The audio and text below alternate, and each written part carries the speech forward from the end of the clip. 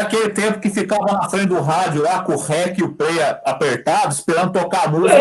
Foi o que eu pensei. Então vamos lá. Claudinho teve Claudinho foi o cara que ajudou na invenção do rádio no século XIX. Lá. Pergunta 5 a 16. Estamos a 5, Jorginho. Tem que anunciar. Sim, beleza pura. Jorge, tem que anunciar no início do vídeo para as pessoas que vão assistir saber o que nós vamos falar. Entendeu?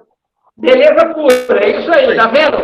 O Claudinho é da rádio. Gente, estamos no ar. Estamos no ar. Liga aí, coloca a sonoplastia. Claudinho, temos que criar uma musiquinha nossa para servir a nossa base, né? Entrando no ar. Beleza, gente, ó. Pergunta assim. Que consequências se pode tirar do sentimento intuitivo que todos os homens carregam em si mesmos da existência de Deus? Resposta: que Deus existe, porque de onde lhe viria esse sentimento se ele não repensasse, se ele não repousasse sobre nada?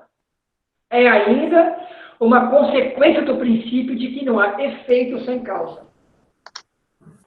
E realmente isso é uma realidade, gente, porque é inato no espírito dessa transcendência que nós temos. De algo maior. Não tem um lugar no mundo que nós não tenhamos uma noção de uma ideia de um ser superior. Realmente, essa ideia, ela não é supersticiosa, ela é uma certeza interna. Uma coisa interessante que, não sei se vocês já assistiram esse filme, mas é um filme antigo dos anos 70, Uma Odisseia no Espaço, 2001. Cara, o começo do filme aparece aquele monolito negro, né? Que os macacos não, os humanoides começam a encostar a mão para despertar a inteligência. Esse filme é então, uma aula do Gordo nesse ponto, não sei se vocês lembram, aquilo era o princípio divino começando a fazer a transformação espiritual. Assistam, olha gente, só essa entrada do filme com a música Assim Falava Zaratustra, meu filho, é outro nível. Não precisa nem assistir o filme inteiro, mas essa entrada, onde aqueles humanoides, aparece aquele monolito negro que marca a evolução, e eles começam a adorar aqueles humanoides, né? E aí alguns começam a encostar a mão e começa aí a evolução do ser. Muito interessante. E isso, eu acho que é a maior prova de que Deus, né, da maneira como nós a compreendemos, ele existe, porque isso está em tudo. Ô, senador, como que está a sua resposta aí? Tá, que Deus existe, pois de onde lhes viria esse sentimento se ele não se apoiasse em nada? É uma consequência do princípio de que não há efeito sem causa. Esse ponto aí é uma consequência do princípio. Retardemos esse princípio, que é o princípio da razão, quando a gente faz a transição. Não, Babu, é o princípio da ideia de Deus. Mas aí que tá, a gente traz isso inato, né? A gente traz isso existido se não tivesse alguma coisa. A gente traz isso inato. Então, no começo da nossa jornada... Então, esse princípio veio de Deus. Então... Eu não entendi a tua dúvida, não, porque aqui, inclusive a resposta do Claudinho também é do Clube Espírito. Isso não. O que eu quero? Isso está certo, Jorge. Que é o princípio que não existe causa sem efeito. Para toda causa inteligente, todo efeito inteligente tem uma causa, quer dizer. Isso é. Sim. Mas é uma consequência do princípio. Esse princípio, quando a gente entra nessa fase de má razão, é uma coisa que norteia a gente ali, né? Essa ideia inata de Deus. O despertar da consciência nossa deve trazer essa consciência de Deus até para a gente poder, em cima disso, ir buscando respostas. Então, Sim, eu acho que a tua Ideia correta. Por isso que na resposta tu fala isso. É do princípio, ou seja, se essa ideia é inata, é porque ela já nasce da realidade de Deus. Então, Ela seria eu aprendida. penso que, assim, as próprias mitologias dos povos antigos é justamente essa ânsia que eles tinham de buscar uma explicação para tudo aquilo que existia e que eles não sabiam de onde veio. Uhum. Nós temos a mitologia grega, que é uma das mais complexas. É tudo a forma que eles tinham de tentar explicar aquilo que eles, na ciência da época, ainda não era possível. Então, eles explicavam através de mitos. Sim. Mas é justamente essa vontade de ter vamos dizer assim, uma causa primária para tudo que eles não sabiam explicar, e eles explicavam através dos mitos. Mas aí que é legal. Mas, Claudinho, se não tivesse esse princípio já na gente, a gente não ia se inquietar com isso. Isso é desde lá vamos lá saber, das cavernas lá. Então sempre sim, tem esse negócio para fazer o homem para frente, para o homem querer evoluir. Fala, Jorginho. Jorginho tá desesperado ali, tô sentindo, hein? Não, vocês dois estão falando, vocês deram risada do Jorjão aqui, né? A minha pergunta primeira vai para o Claudinho, depois a segunda vai para você. Claudinho, é o seguinte, quando você fala mitologia, eu acredito que nós caímos aí no preconceito, porque você pensa bem, para os antigos gregos, romanos, até para os povos bárbaros, com seu panteão de deuses, aquilo era a nossa religião. Aquilo não era mitologia. Você pensa. Então, quando a gente chama de mitologia, dá a impressão de ser fantasia, mas isso foi uma ideia da Igreja Católica quando ela transformou a antiga igreja em pagã. Agora, você pensa bem, quando nós passamos a denominar os nossos santos, os nossos deuses, né? Então, para nós, aquilo não era uma mitologia, era uma realidade. A pergunta que eu faço para você é: será que antigamente, por nós estarmos na parte da infância da nossa evolução, esses espíritos estariam mais próximos de nós? Talvez aí a gente conversasse mais com os deuses? Então, veja bem, Jorge, mito, quando a gente fala em mito, as pessoas têm a ideia de que é uma fantasia. A palavra mito traz essa ideia de ser algo inventado. Isso não é inventado. A mitologia não. O mito, ele traz um núcleo de verdade, só que essa verdade não era possível explicar. Então, criava-se um embrulho bonito para explicar aquilo que não era possível explicar. Então, o mito não é fantasia. Os mitos gregos não são fantasia. Eles são a forma que eles tinham de explicar as coisas que eles não era possível explicar, porque a ciência deles ainda não era desenvolvida. Para eles, o mito não era uma fantasia. Só que eles não podiam explicar aquilo que eles não tinham conhecimento ainda. Era um conhecimento intuitivo. Esse conhecimento intuitivo é que, vamos dizer assim, criou esse embrulho chamado mitologia. Então não é fantasia. Não, eu também penso assim. Os pré-socráticos ali, eles procuravam na natureza explicar a existência do mundo todo. É por isso que nasceu o deus do trovão, o deus de tudo aí. Mas para eles, em cima do que o Claudinho está falando, antes de ser uma religião, era uma ciência, era uma base de estudo ali. Tanto que dali que começou a surgir o filósofo naturalista, depois veio os pré-socráticos, depois veio o socrático, tudo mais. Foi ali do princípio. Então, no começo, era mais uma coisa de filosofia e ciências deles, é o que ele tinha na época, do que propriamente uma religião.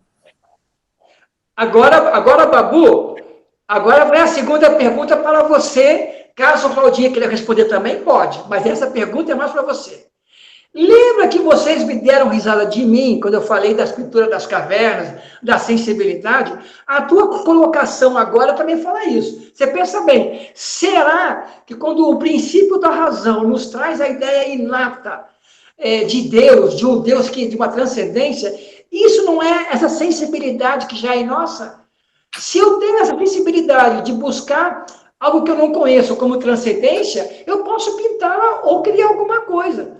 Então, a sensibilidade já é nossa, é do espírito. Quanto maior evolução, mas você tem. Mas qual o desenho da caverna até hoje que maioria só retrata mais caçada e o uso de costume deles ali, de caçar, pescar, de fazer comida. Não traz muita adoração. Isso aí veio mais com os egípcios depois. Mas aí é que tá. Mas em algumas pictografias existem seres especiais, algumas coisas mais escritas. A Mônica Medeiros baixou nele agora. Olha lá, vai falar que veio os caras fazer as pirâmides aí, ó. Vai começar a falar. Não, cara, você acabou de falar sobre isso. Que quando a gente vai saindo da brutalidade, a sensibilidade nos traz um inato da transcendência. Eu não falei de sensibilidade, eu falei da ideia inata de Deus, da gente ficar procurando resposta e a gente evoluir em cima disso. Não falei de sensibilidade ET aí, não. Então, Claudinho, volta! Pode ver, Jorge, pode ver que as pinturas nas cavernas, elas retratam situações do cotidiano, situações práticas do dia a dia que eles viviam. Não tinha um caráter sacro, nada disso.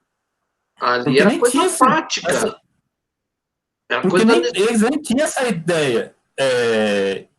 ideia de adoração que nem a gente tem hoje em dia, que os egípcios tiveram, quer dizer. Então, era mais uma coisa assim, mais o dia a dia mesmo. Essa inteligência neles não era desenvolvida para, vou pintar aqui que a gente está adorando Deus. Eles não tinham essa ideia ainda de um... Pode ir, Claudinho. Eles poderiam e deviam ter, claro, a noção de que existia algo sobrenatural. Então, quando caía um raio, para eles era algum deus que estava caindo o raio. Mas isso não necessariamente... As pinturas retratam isso. Poderia ter até um símbolo, vamos dizer assim, de adoração, alguma coisa sobrenatural que eles desconheciam, mas pode ver que as pinturas eram todas de situações do cotidiano, eram coisas práticas do dia a dia que eles estavam vivendo. Então, não era nada estilístico, não era nada para embelezar, era uma forma deles retratar o cotidiano e se comunicar. Mas, ô Claudinho, os templos eram bonitos. Eram locais de adoração. Templo, aí você está falando mais para frente, Jorge. Aí você está falando de tempo, você não está falando das cavernas mais. Você começou a falar das cavernas, agora você já está passando para os templos do Egito. Aí já é outra história. Olha bem, Está na pergunta 6. Olha bem, está na pergunta 6, O sentimento íntimo que temos em... Pergunta 6. O sentimento íntimo que temos em nós mesmos da existência de Deus não seria o fato da educação e o produto de ideias adquiridas? Resposta. Se assim fosse, por que os vossos selvagens teriam esse sentimento? Adendo do Kardec, se o sentimento da existência de um ser supremo não fosse senão o produto de um ensinamento, ele não seria universal. E não existiria, como as noções de ciência, senão aqueles que teriam podido receber esse sentimento, esse ensinamento. Ou seja, quando você cria um local íntimo para enterrar os seus mortos, criar alguma coisa específica para isso, de um tipo de sensibilidade, até pelo temor, Ô Jorge, mas aí você que possa aparecer, é esse sensibilidade que você tem. Primeiro, vamos definir um negócio. Primeiro você começou com essa conversa de novo aí, você falou de sensibilidade dos homens da caverna que tá pintando, nós falamos que isso era retratação do dia a dia. Aí você já veio pular para o templo, que no templo egípcio eu falei, tanto os astecas eles tinham lugar para adorar os deuses, tinha lugar para enterrar os mortos, mas no templo da caverna não tinha nada disso, o pessoal morria e largava onde que estava. É que você faz uma conexão lá atrás E depois, para justificar, você vai lá no tempo do Egito já. Então aí a gente não se conversa. Aí a gente não vai se conversar. Mas o espírito é o mesmo.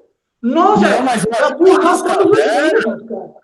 Mas lá na caverna eu estou desenvolvendo a ideia ainda de sobreviver, de saber o que, que tem no meu meio, o que, que eu posso comer, o que, que eu não vou estar preocupado com alguma coisa muito transcendente, que eu estou ali aprendendo a dar meus primeiros passos, comer, caçar, sobreviver é o que me resta ali. Mas aí depois, por espírito desenvolvido, que a gente veio trazendo essas adoração a deuses, enterrar os mortos, ter respeito por mortos. Mas antigamente na caverna, morreu ali no pé do lado, deixava ali, que a gente não sabia o que tinha que fazer com o corpo. É que você quer pegar. Você deu a citação, não, mas lá na caverna, daqui a pouco vai no templo. No templo egípcio é uma coisa, aí não vai ter conexão. A conversa não vai ter conexão. Se a gente falar da caverna é uma coisa, se a gente falar de templo egípcio é outra. Não, porque Babu, o que eu estou pegando aqui, na verdade, é em relação a nós como espíritos. Aqui, ó, o sentimento íntimo do selvagem não é um sentimento que o cara já traz em si mesmo desde a criação, ou não?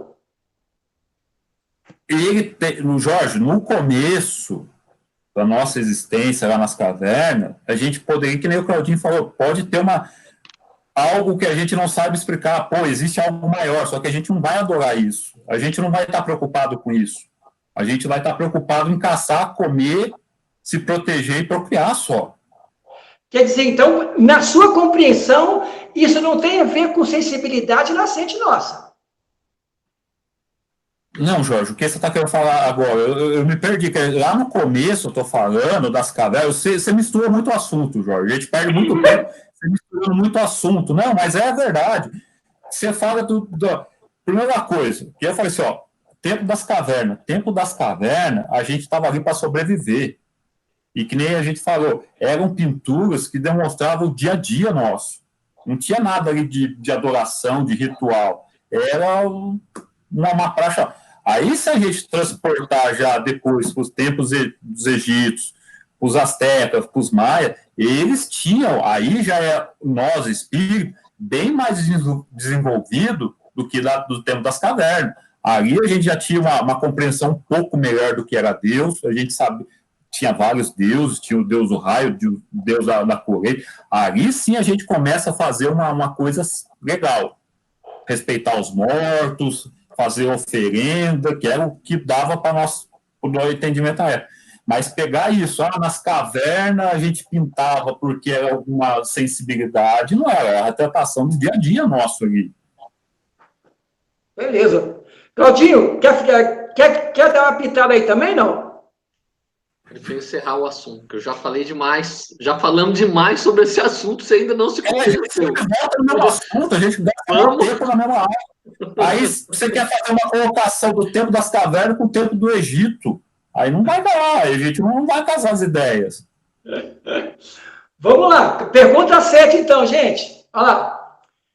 Poder-se-ia encontrar a causa primeira da formação das coisas, das propriedades íntimas da matéria? Resposta. Mas então, qual seria a causa dessas propriedades? É preciso sempre uma causa primeira. Adeno de Kardec. Atribuir a formação primeira das coisas às propriedades íntimas da matéria seria tomar o efeito pela causa, porque essas propriedades são elas mesmas um efeito que deve ter uma causa. Tranquilo aí? Ou seja, não existe criação espontânea, né? Tem que ter alguém, uma inteligência por trás, é isso que ele está querendo dizer aqui. Se existe o mundo, se existe as plantas, se existem os animais, eles não surgiram do nada.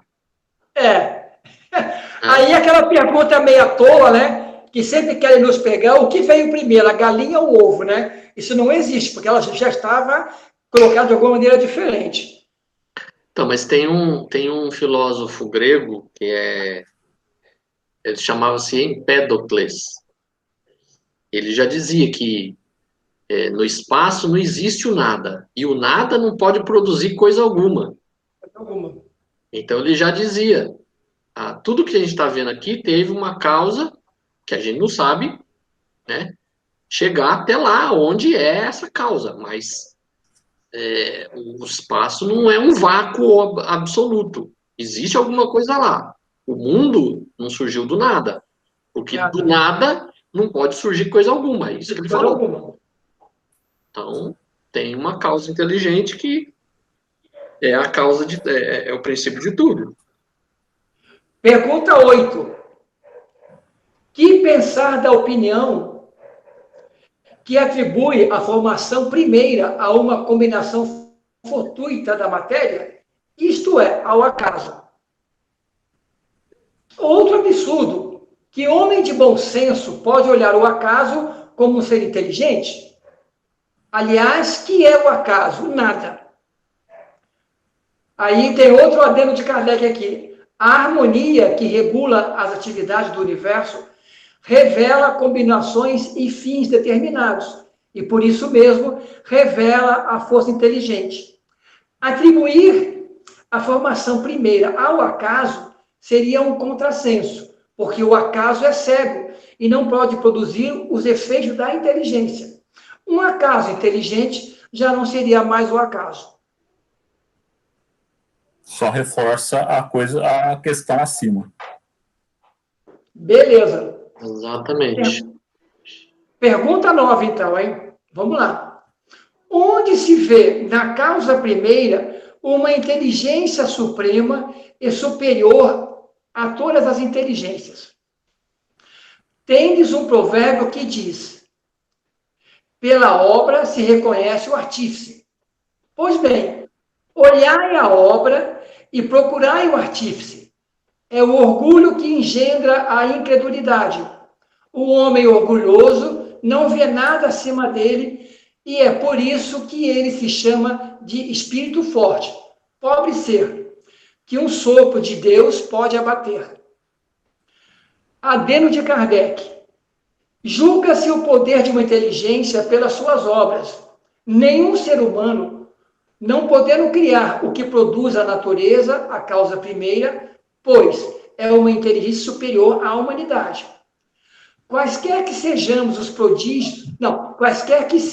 prodígios realizados pela inteligência humana, essa inteligência tem ela mesma uma causa. E quanto mais o que ela realiza é grande, mas a causa primeira deve ser grande.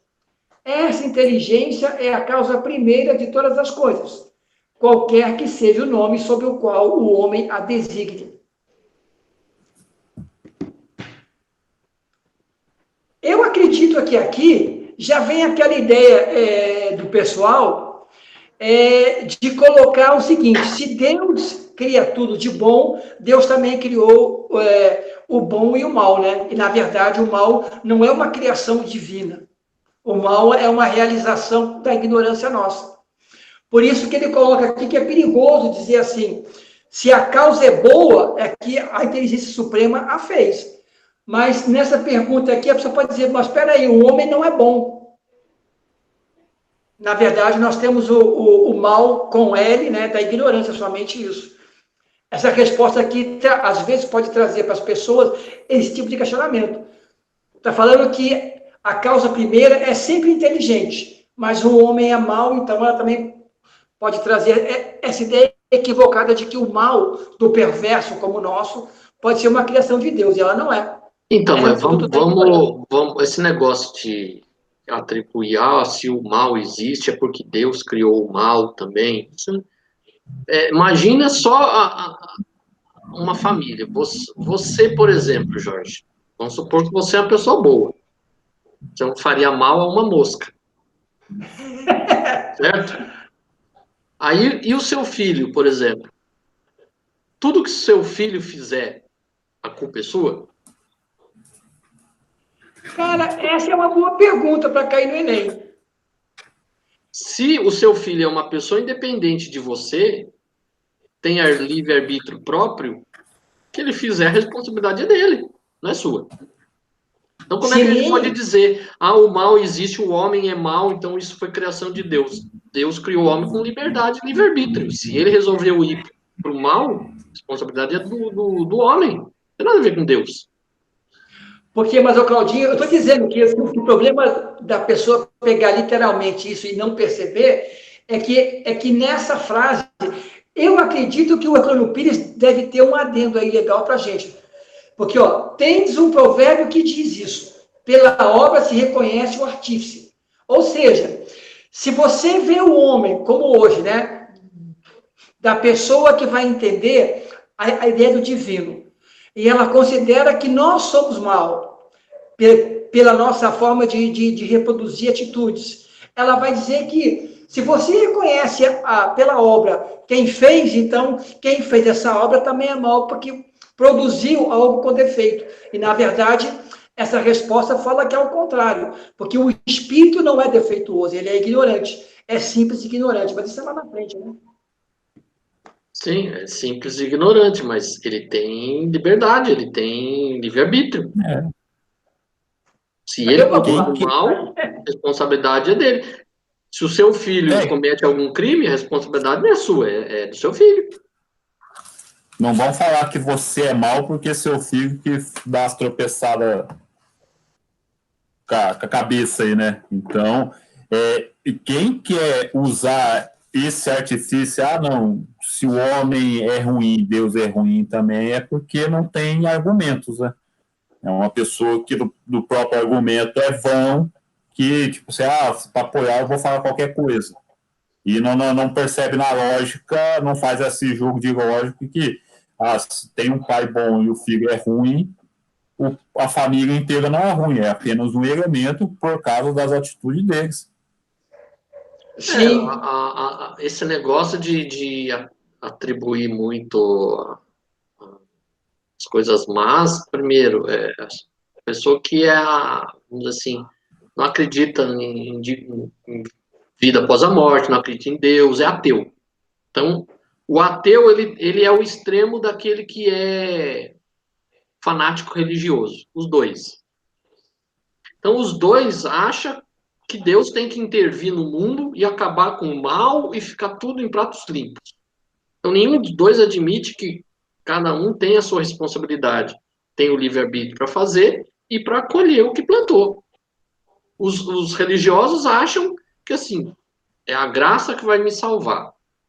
Então, não importa se eu fiz o bem ou se eu fiz o mal, se eu for agraciado por Deus, beleza, tô com a ficha limpa. Se eu acreditar nele, tá valendo. Então, o fanático religioso, o religioso dogmático, ele tem essa ideia de que Deus, ele vai intervir, ele vai resolver todos os problemas, Jesus vai voltar e ele vai resolver todos os nossos problemas, vai quitar boleto vencido, vai apaziguar a briga de vizinho, vai resolver tudo.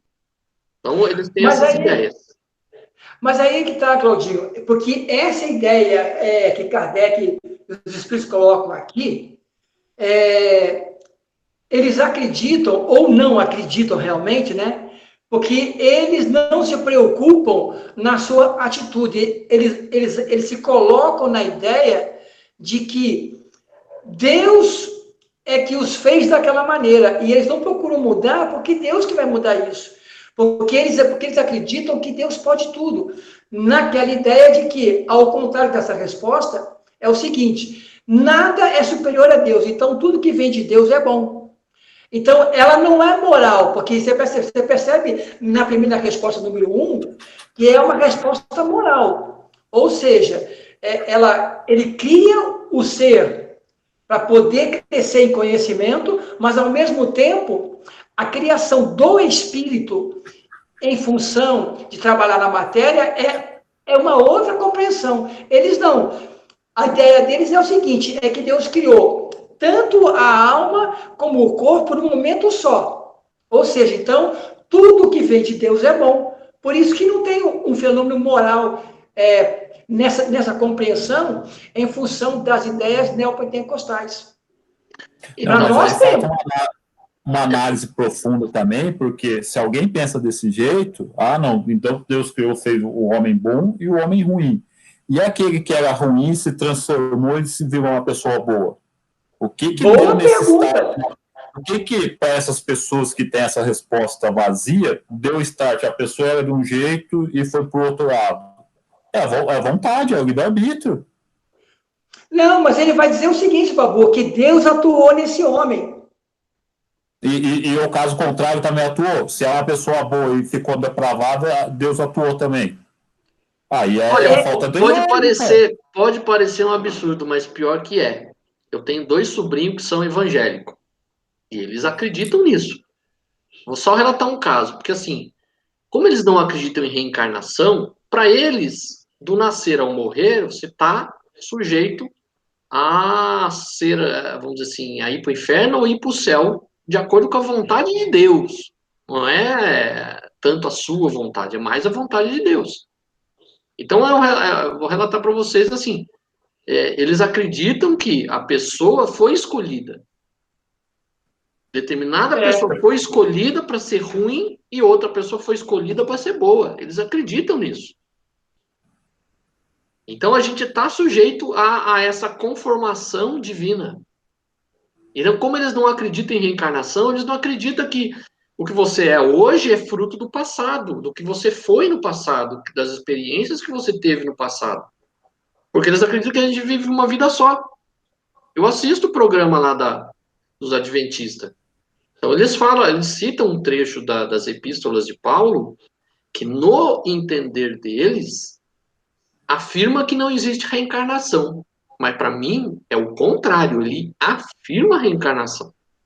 Você lembra qual é o versículo aí, Então, Claudinho? Porque eu eu tenho a não Bíblia lembro. aqui Como eu pertinho. não sou evangélico, eu não tenho a Bíblia de cor, mas Paulo diz assim: é, o homem ele está predito para morrer uma única vez. Também não vou saber qual que é. O homem, se eu for buscar aqui, até acho. Uhum. O homem ele morre apenas uma única vez. Única vez.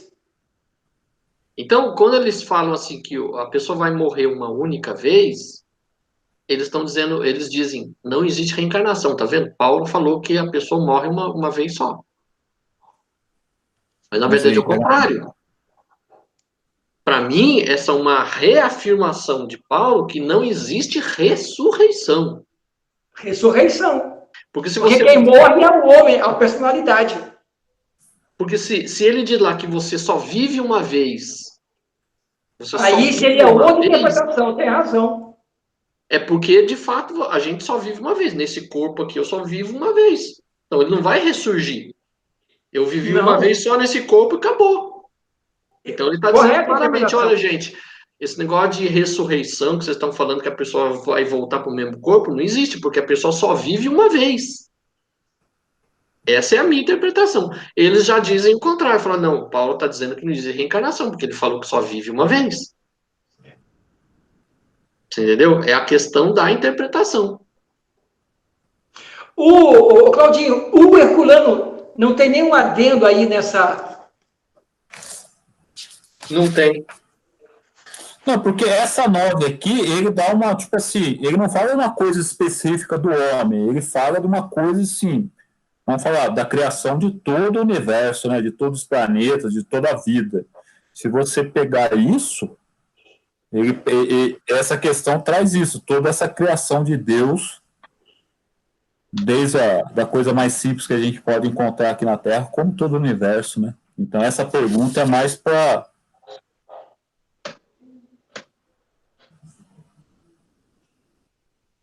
todo mundo caçando. O Jorginho foi atrás da Bíblia. Você achou aí, Claudinho? Eu tenho aqui eu tô com a Bíblia aqui, cara.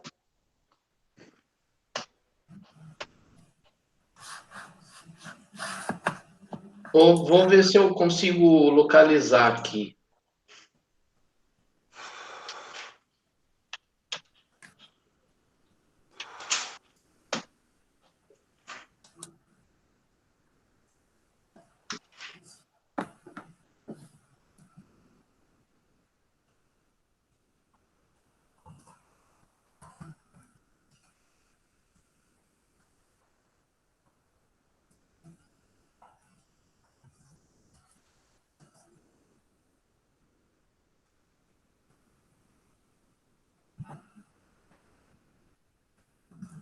Ah, Ô, Claudinho, achei uma coisa interessante aqui em Romanos, capítulo 9.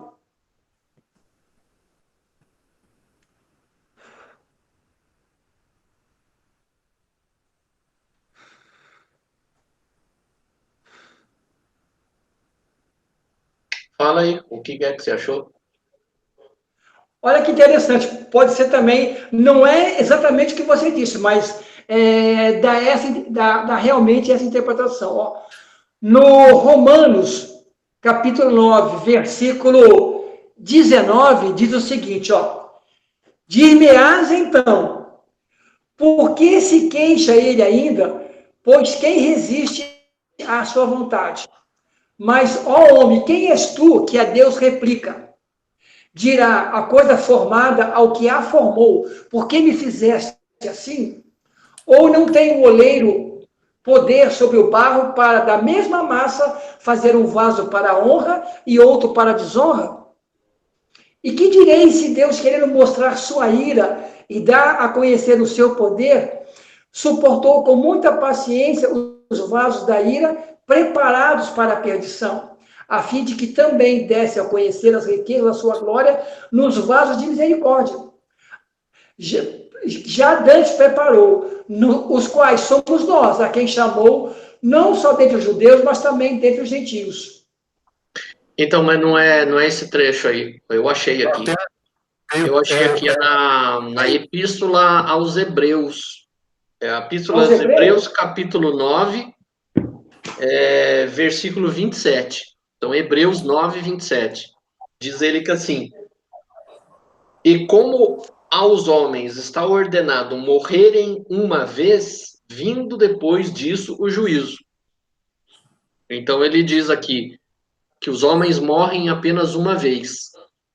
Então, isso, nesse trecho aqui, é que os evangélicos dizem que a gente não reencarna, porque Paulo disse que a gente só morre uma vez.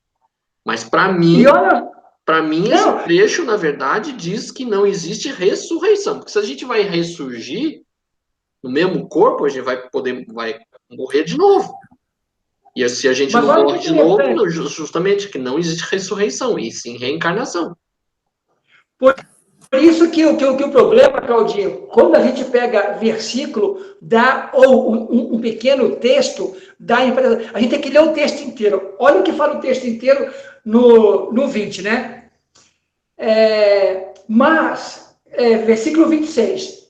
De outra forma, necessário lhe fora padecer muitas vezes, desde a fundação do mundo, mas agora, na consumação dos séculos, uma vez por todas se manifestou para aniquilar o pecado pelo sacrifício de si mesmo. E como aos homens está ordenado morrer uma só vez, vindo depois disso o juízo, assim também Cristo, oferecendo-se uma só vez para levar os pecados de muitos, aparecerá segunda vez sem pecado aos que esperam a salvação. Você pensa bem, o texto fala outra coisa. Sim. No contexto, na verdade, é outra coisa. Outra coisa, não é? Eu só acho que a gente saiu muito do que a gente estava estudando agora. Não, mas ô, Babu, mas é uma verdade aqui, porque essa questão de Deus tá naquele livro lá da filosofia, filosofia versus filosofia espírita, aonde ele pega essa pergunta, é que eu não achei o livro aqui agora na minha biblioteca, que às vezes você pode pegar uma resposta sem entender o texto e às vezes criar uma pergunta que não tem a ver com o contexto, entendeu? Não, isso eu entendi, isso eu concordo com vocês, mas o que a gente está estudando aqui de Deus aqui, a gente saiu totalmente do assunto. Para quem vai acompanhar nosso estudo em casa, se alguém for assistir esse nosso estudo, a gente está saindo muito do tema, né? Beleza, vamos lá então. Atributos da divindade, hein? Pergunta 10.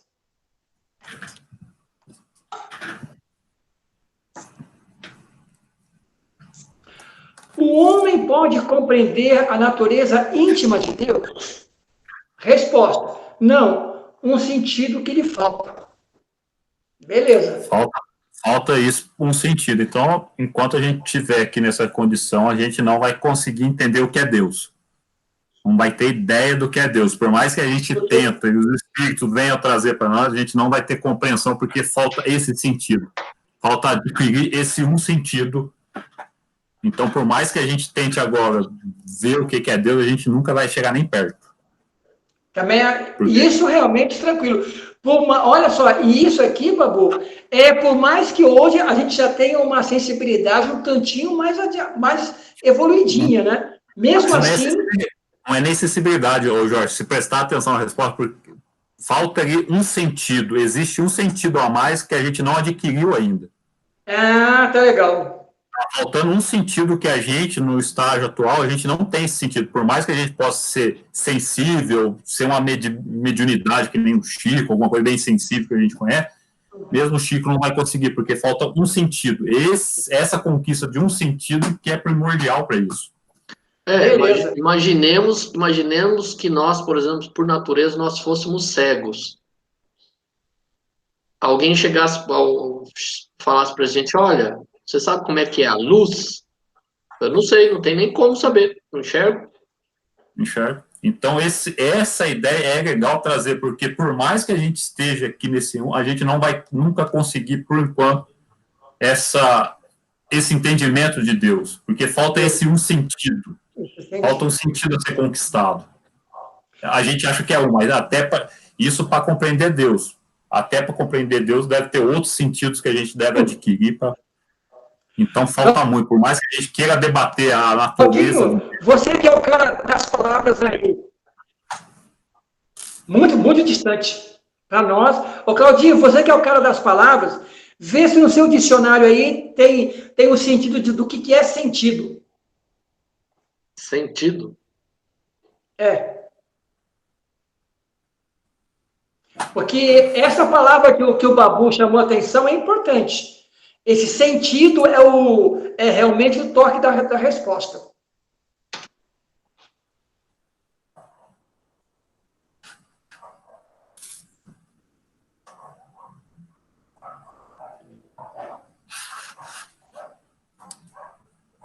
Aqui a resposta aqui não tem a ver com o que a gente está querendo. O que é que diz aí de sentido? É direção somente? É que você tem que estar na parte... você tem que abrir outro dicionário, Claudinho, porque aqui traz a aptidão para receber as impressões externas através dos órgãos sensoriais. Os 5 sentidos, o sentido da visão. Então, a gente tem, por enquanto, aqui nesse estágio, 5 sentidos. Faltaria essa coisa de poder entender esses sensoriais, quer dizer, ter um outro sentido além dos sentidos físicos. Sim. Então, é isso que a gente ainda não tem na nossa matéria aqui, a gente só tem alguns têm o 6º sentido, né? Uhum. Mas aí mesmo assim, ainda falta um 7º sentido. Mas aí é que tá. Na pergunta 11, a gente vai ter a resposta aqui para a gente poder entender. Pergunta 11. Um dia será dado ao homem compreender o mistério da divindade? Resposta. Quando seu espírito não estiver mais obscurecido pela matéria e pela sua perfeição estiver próximo dele, então ele o verá e o compreenderá. Aqui tem um adendo ainda. A inferioridade das faculdades do homem não lhe permite compreender a natureza íntima de Deus. Na infância da humanidade, o homem o confunde frequentemente com a criatura da qual lhe atribui as imperfeições, que é aquela questão que nós estamos discutindo na 9. Mas, à medida que o senso moral se desenvolve nele, seu pensamento penetra melhor o fundo das coisas e dele faz uma ideia mais justa e mais conforme a sã razão, embora sempre incompleta. Beleza, porque na pergunta 9, ele já respondeu aqui na 11, tá vendo? Quer dizer, falta para a gente não estarmos obscurecidos pela matéria. Quando será que chegará isso, né, rapaz? Não, e aqui ele fala no começo da faculdade também, que é quando seu espírito não tiver mais. Eita, cara, onde não vê a inferioridade da faculdade do homem. E aí fala da gente adquirir mais uma faculdade também. Faculdade. Então, por mais que a gente tente compreender Deus agora, a gente nunca vai conseguir. Pra gente, por isso que vai ser sempre esse. Ora, a gente tem uma imagem de Deus que é um ser, um tiozinho de barba, machado. Outra hora a gente acha que ele é um oceano e que tudo está mergulhado nele, por isso que a gente tem a ideia de que Deus está em tudo. A gente acha que tudo está mergulhado em Deus, que Deus ocupa o espaço inteiro. Se é isso, eu já não sei mais. Enquanto isso, a gente não tem esse sentido e a gente não está desenvolvido, a gente vai ficar batendo na parede sem andar muito. No começo, até estava as 2 últimas semanas elaborando aquela aula número 2 da escola de aprendizes, que é a criação, e aí eu resolvi, né, estudar um pouco do histórico, né, da conceito de divindade. Então, no começo, a humanidade, vamos dizer assim, venerava a matéria, então o raio, a árvore, né? Aí depois passou a misturar, como os egípcios faziam, era um deus que era misto de homem e animal, e depois ele virou um deus humano. Então, fez-se uma imagem antropomórfica de Deus, ou seja, ele era semelhante ao ser humano. E hoje, com o Espiritismo, nós já temos uma ideia de que Deus não é uma pessoa. Então, você vê, desde a infância da humanidade até hoje, foi o negócio evoluindo. Mas algumas pessoas ainda estão nessa etapa anterior de achar que Deus é um senhor de barba branca que está lá no céu anotando, né, mas na agendinha dele, o que cada um faz de bom ou de ruim. Isso que o Babu, que ele colocou bem em relação à faculdade e esse senso moral, eu acredito que, é claro que para nós ainda é uma coisa pequena, mas nós, por estarmos ainda tão na matéria, nós ainda necessitamos de parâmetros materiais para você focalizar a sua atenção. Sim. Então, eu acho que o ícone ainda é necessário, mas eu tenho na resposta número 1 da pergunta do Livro dos Espíritos a melhor, não definição de Deus, mas aquilo que a gente pode, digamos assim, crer de maneira muito mais aberta do que um ícone, né? A causa primeira, tudo bem. E a inteligência suprema. Então, isso para mim, por enquanto, me basta. Agora, o que vem daí depois, eu nem me preocupo em ficar pensando, porque eu não tenho parâmetro material para ter uma base, cara. Então, é que ainda muitos ainda não conseguem dissociar Deus de uma imagem material. Então, não é só na época de Moisés que eles precisavam venerar alguma coisa material. Já se passou 3.000 anos, mas ainda tem muita gente que ainda precisa venerar alguma coisa material para assim, contentar a si mesmo. Não consegue ainda imaginar que Deus é algo que é imaterial. Isso. Exatamente. Uma coisa que eu acho que é até mais importante é a gente tem que começar a descolar essa ideia de tentar definir o que é Deus. Até entendo que a pergunta 1 é legal, é boa, é excelente, mas a 3 também, no adentro ali, do Deus é infinito em suas perfeições. Então, para nós, quando a gente vai atingindo mais um grau de moral, a gente não tem que se preocupar tanto se Deus é um senhor de cajado, se é alguma coisa meio abstrata, mas sim essa parte. Deus é infinito nas suas perfeições. Que ele é justo, que ele é bom. Eu acho que essa definição é muito boa. Ele é infinito nas suas perfeições. Eu acho que isso dá uma ideia clara de Deus, tipo assim, no nosso conceito atual, na nossa evolução atual, sabe? Tirar esse essa imagem tão colada que a gente quer de alguma coisa física que a gente consegue pensar em Deus. Mas ir já para essa parte mais moral, mais metafísica. Falar assim, ó, Deus é infinito nas suas perfeições. Ali tá excelente. Para a gente não ficar perdendo numa ideia ainda muito humana. Porque essa resposta aqui, que é o adeno do Kardec, é o que eu acho muito interessante. A inferioridade das faculdades do homem não lhe permite compreender a natureza de Deus. Na infância da humanidade, o homem o confunde frequentemente com a criatura. Ou seja, nós fazemos de Deus, digamos assim, a versão daquilo que nós conhecemos do homem, né? É por isso que eu até falei assim, quando tem aquela, Deus está em tudo. Muito tem a imagem de Deus, que Deus é um imenso oceano e que tudo está criado e Deus está dentro dele. Então, é que tem na Bíblia, fala que Deus criou o homem à sua imagem e semelhança. Então, isso pega muito para quem lê e interpreta literalmente. Literalmente. Né? Uma vez, numa aula da escola de aprendizes, uma moça perguntou para mim, mas explicando que Deus não é uma pessoa, Deus... Mas ele não... Nós não somos iguais a ele não criou a gente a imagem e semelhança dele. Eu falei, olha, nós somos criados imagem e semelhança dele em espírito, não matéria. Ele não é um senhor de barba que está lá no céu, sentado num trono, nas nuvens. Não é isso que está querendo dizer.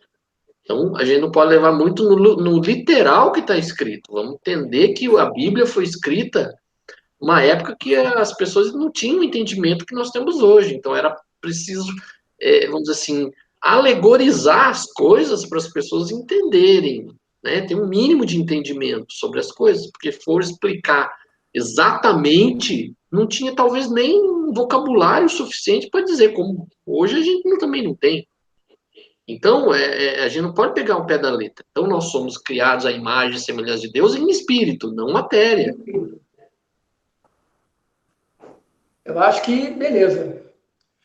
Na pergunta 12, vamos lá.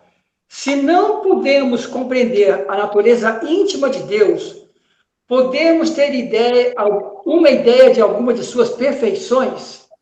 Sim, de algumas. O homem as compreende melhor à medida que se eleva acima da matéria. Ele as entrevê pelo pensamento. Por isso que eu chamei aqui na 12, ele já completa a 11, né? É a nossa questão de estar ainda na matéria obscurecida, que você vai ter que procurar algum parâmetro ainda. E é o que eu trouxe da pergunta 3 lá do Adão de Kardec. Deus é infinito em suas perfeições, que é o que a gente consegue compreender. Assim, Deus é infinito nas suas perfeições. E mesmo aqui ele fala, a gente só tem algumas ideias de algumas perfeições de Deus. A gente não tem todas as ideias de perfeições de Deus. A gente não consegue completar o todo ainda. A gente só vai, a gente sabe que ele é justo, misericordioso, que ama todo mundo igual. E o que mais? Claudinho, vai falando, Jorginho, eu não sou bom. O que mais? Qualquer ideia mais ele tem de Deus. Nas perfeições de Deus. Justiça, misericórdia. Ele, aqui nas perguntas anteriores, ele fala aqui, deixa eu ver onde é que está aqui. Pela obra se conhece o autor. Então, uma das perfeições de Deus, por exemplo, é só ver a natureza. Tudo se encadeia, tudo funciona, e nada disso foi criado pelo ser humano. Por que o seu coração, todos os músculos do seu corpo, são músculos que só funcionam quando você, né, tem a intenção de mexer, por exemplo. O coração é o único músculo do ser humano que funciona independente da sua vontade. Como é que isso acontece? Então, e mais ainda, Cláudio, uma vez no Estadão, há muitos anos atrás, eles fizeram uma reportagem sobre aquilo que nós ainda não temos resposta. E teve um cientista, um fisiologista, que falou o seguinte: a coisa mais difícil para nós, como cientista, é, através da evolução, tentar imaginar como é que foi criado o olho, o sistema da visão. Porque ele é hipercomplexo. Você pensa bem, como é que a evolução, se não existe acaso, criou um sistema que ela vai ao contrário e o cérebro faz a volta e tem cor. E você pensa bem, e isso, todos os seres da natureza que tem o olho, a visão é algo complexo, pelos seus nervos, pela forma como foi criado. Então aí você coloca como Deus. Mas como o Claudinho falou, que a gente pode visualizar materialmente, vamos imaginar, Claudinho, que eu e você sejamos pessoas simples e ignorantes. Então, a nossa ideia de Deus, para poder imaginar, seria ver um babu. Peraí. Vamos imaginar, não. Nós somos simples e ignorantes ainda. Sim, são. Mas, ô Cláudio, mas nós temos uma, digamos assim, Claudinho, um ícone para a gente imaginar como Deus é perfeito. É só olhar o Babu. Babu para nós representa a criação divina, cara. É ruim, né? Olha você falar isso. Babu, imagina Deus agora. Babu, se não me engano, foi... eu acho que essa música é do Skank, né? Deus, quando te criou, estava namorando, não estava? Não, esse é do Armandinho. Para com isso. Vamos lá, gente. Eu tenho a noção, não tenho a noção exata ainda, mas eu já tenho uma noção do quão ruins nós somos. Pelo menos eu sei o quão ruim eu sou, tá ligado? Cara, ainda, Babu, é por isso que eu sou teu amigo, por isso que nós somos fraternos, cara. Quando eu chegar lá em cima, eu quero dizer, olha, eu conheci o José Eduardo Babu, sou amigão dele. Se ele estiver aí, é só falar do meu nome.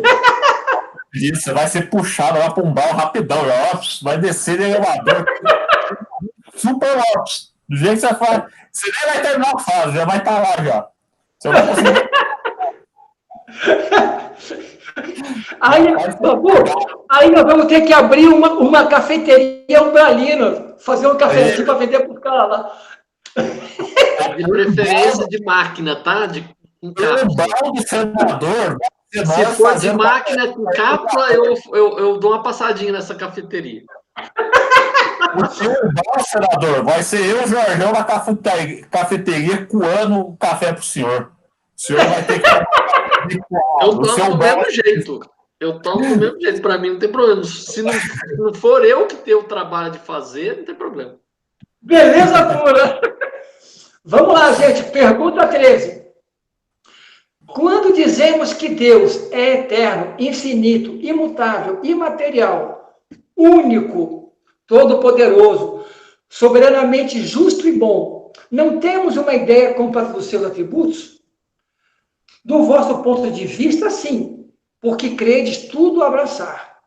Mas sabei bem que há coisas acima da inteligência do homem mais inteligente, e para as quais vossa linguagem limitada, as vossas ideias e as vossas sensações não têm expressão adequada.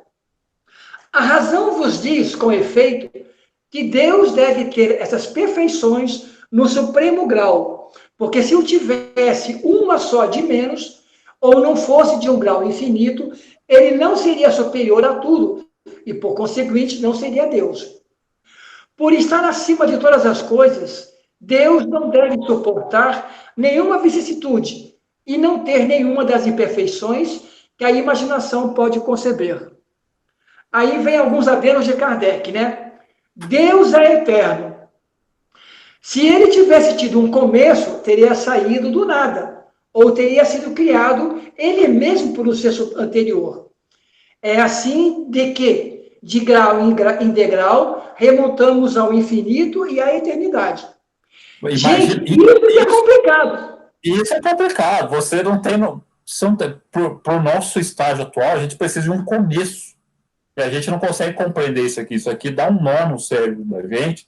Sim. Da onde que saiu essa criatura, mano? Da onde que para nós a gente precisa ter um início de alguma coisa? A gente é tão ainda material que a gente precisa ter um início. Senão a gente dá bug no sistema, da tela azul no Windows. O Windows sai fora do ar. Verdade, cara. Como é que nós podemos imaginar algo que não tem início? É Isso. uma coisa que não tem. O nosso sistema operacional não foi programado para isso ainda. Não foi Ah, programado isso para não. isso, cara. Isso dá um bug no sistema Matrix. Exatamente. Esse algoritmo maluco aí, a gente não consegue, não. Teria que buscar, digamos, a chave desse negócio aí, porque se ele não fosse eterno, ele teria que ter sido criado, né? Sim. E agora, o mais interessante é que a gente fala o seguinte, né?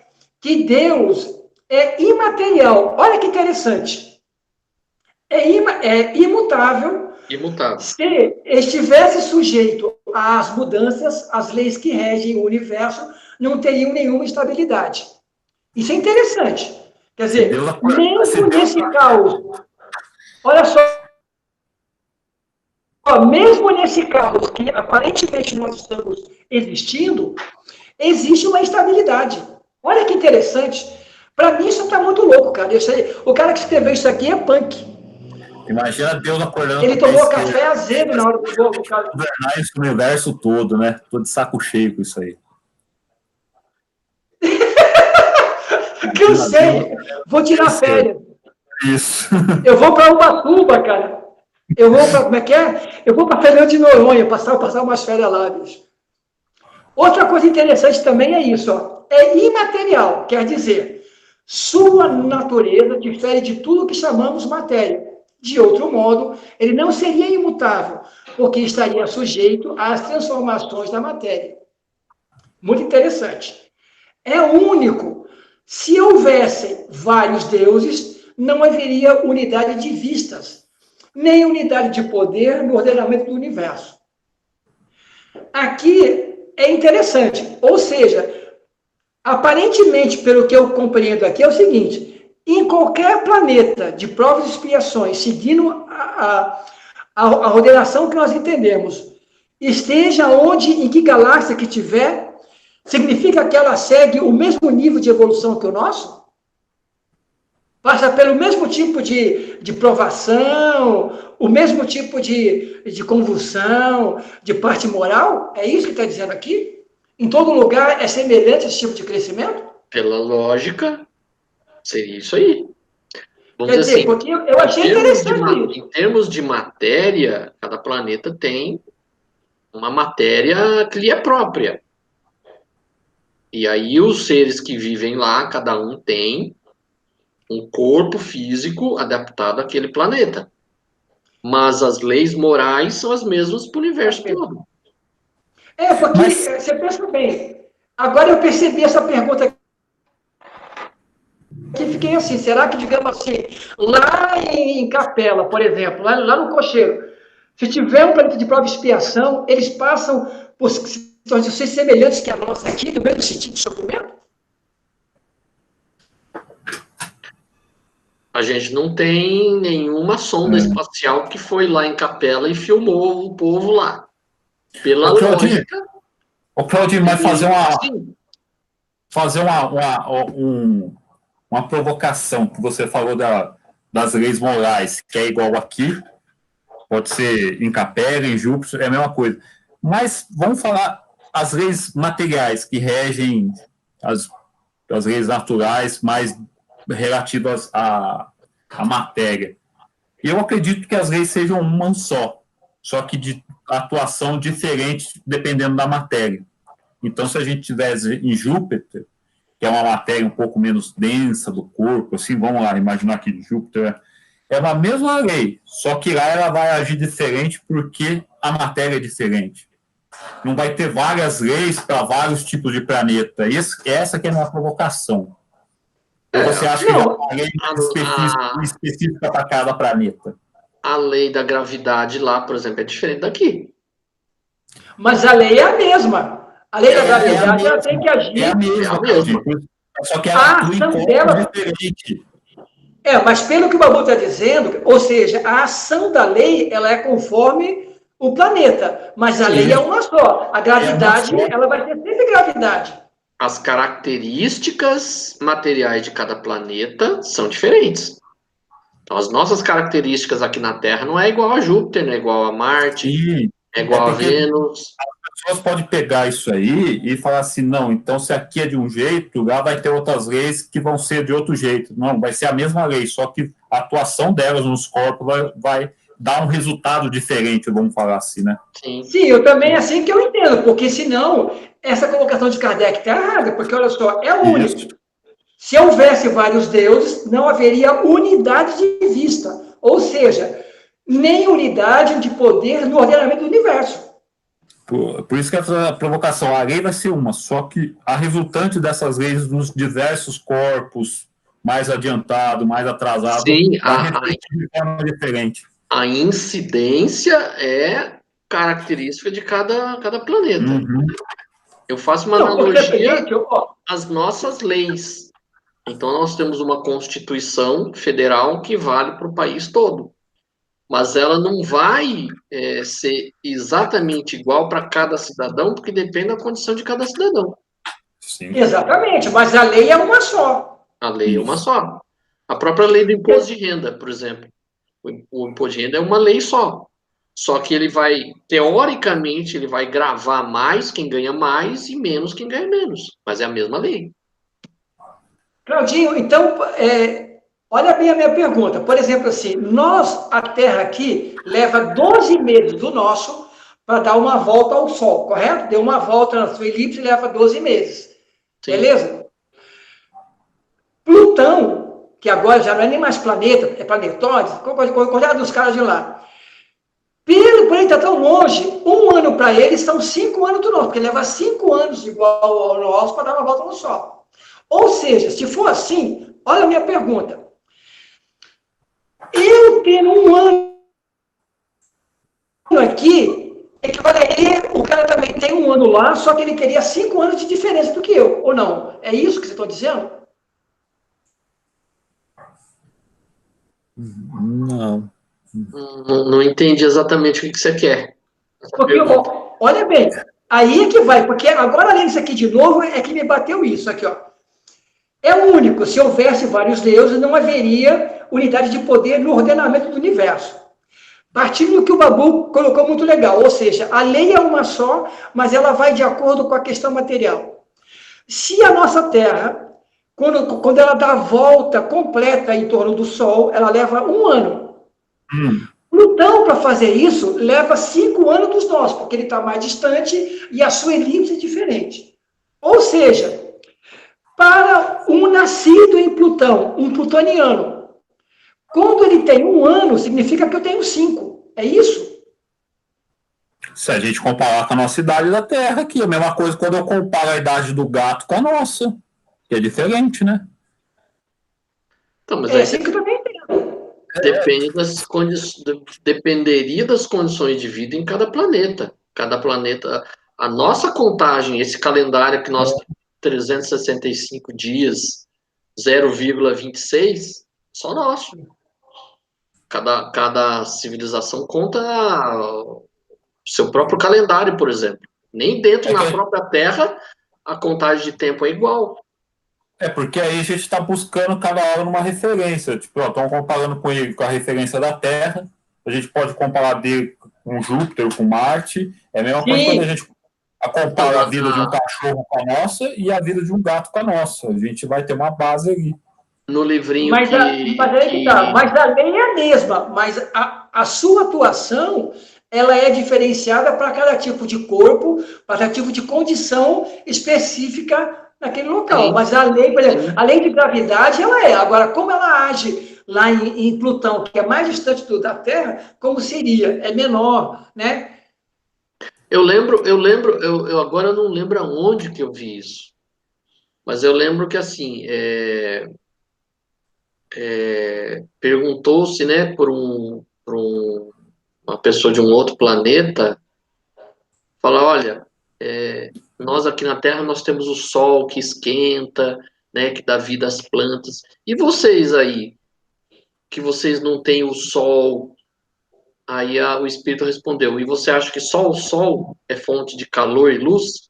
Nós temos outros recursos aqui, como, por exemplo, eletricidade, que nos dá calor e luz, que vocês aí na Terra usam vamos dizer assim, vocês ainda não conhecem exatamente o que é eletricidade para saber usá-la de fato, e nós aqui usamos. Tem razão. As leis materiais, as leis da física, elas são iguais também no universo todo, mas cada planeta, em cada lugar, tem a sua aplicabilidade adaptada àquelas condições de vida. Condições. Lá é todo poderoso, porque é único. Se não tivesse o soberano poder, haveria alguma coisa mais poderosa ou tão poderosa quanto ele. Não teria feito todas as coisas. E as que não tivesse feito seriam obras de um outro Deus. Aqui a gente já percebe também que nessa resposta ele contradiz e tira a ideia do diabo. Porque o diabo seria um contraponto de Deus com poder semelhante a ele. Porque se Deus é superior ao diabo, por que ele permanece brigando, né? Sim. Então, aí cairia também naquela ideia de que não poderia acontecer da existência ou da ideia do diabo. Porque Deus não ia criar um outro Deus para competir com ele.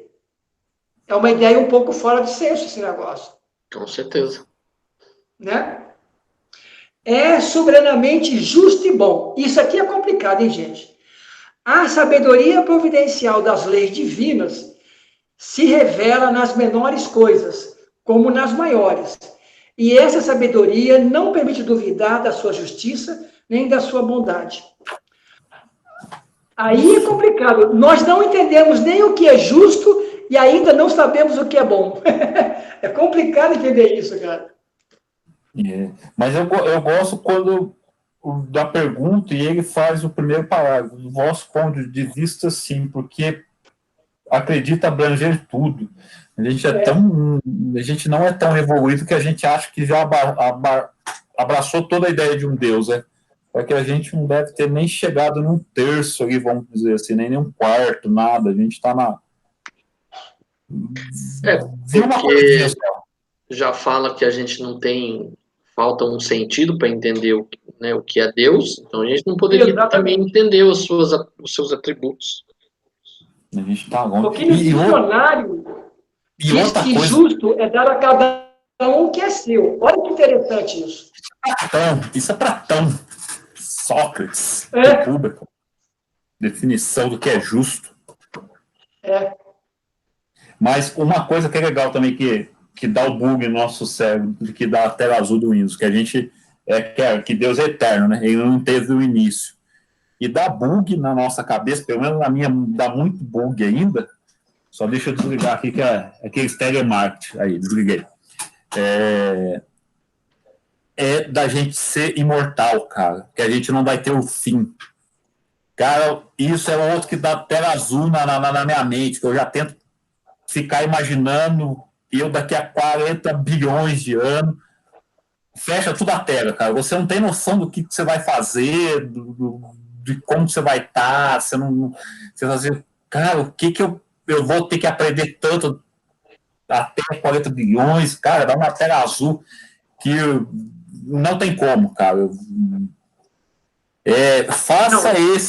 Apaga a luz, bota uma música suave e fica imaginando o Jorjão na imensidão do universo daqui a 40 bilhões de anos.